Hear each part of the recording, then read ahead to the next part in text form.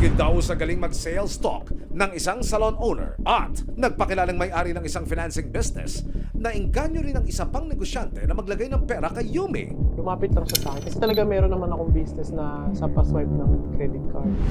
Siguro nakikita na niya matagal sa Facebook ko na naglalabas ako ng unit. Nag-message siya sa akin, sabi niya baka pwede daw na makakuha ng loan.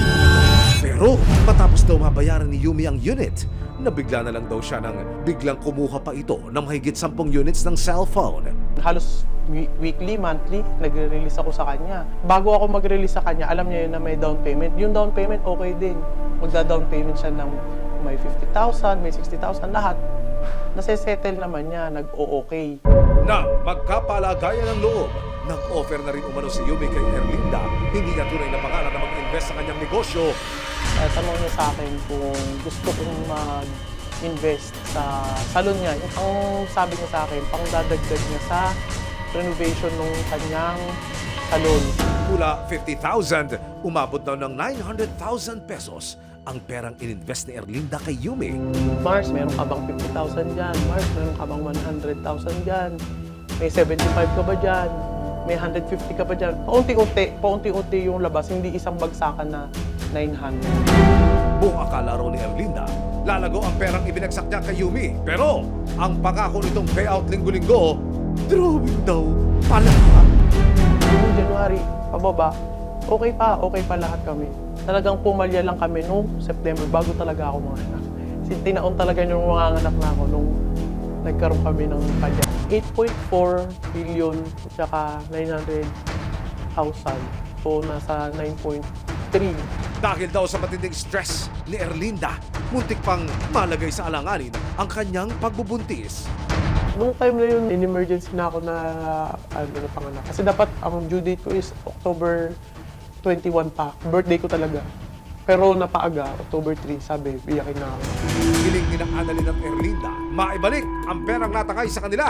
Bigay ako ng buong tiwala. Sana kung kaya pa, maraming nasirang buhay, hindi lang buhay, pamilya. Gusto ko lang ma'am, talagang pagbayaran niya yung ginawa niya. Kasi ang dami niyang sinirang buhay.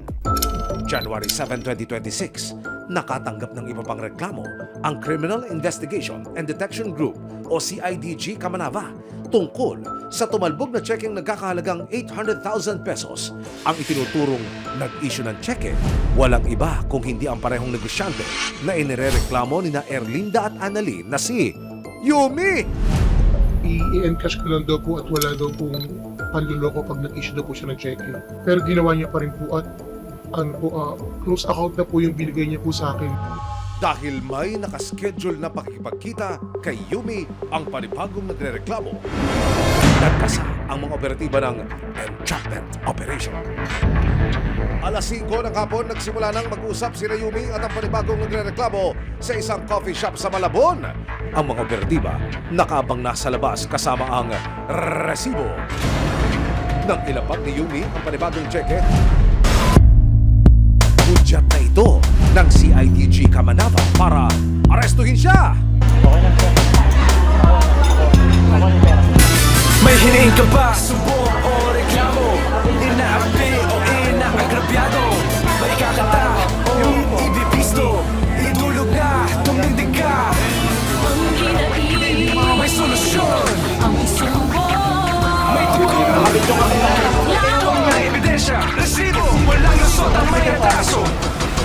Ipagtanggol ang api, iwaksi ang tiwali, iwasto ang mali. May karapatan ko na yung ito. Alam niyo, ano bang yung sasabihin, maaaring gawin sa bago sa may ebidensya na talbog yan madam Hindi, may nauna ka na, may nauna. Talbog yun. Talbog. Sinampahan si Yumi ng mga kasong swindling at estafa.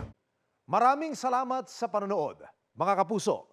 Para masundan ang mga reklamong nasolusyonan ng resibo, mag-subscribe lamang sa GMA Public Affairs YouTube channel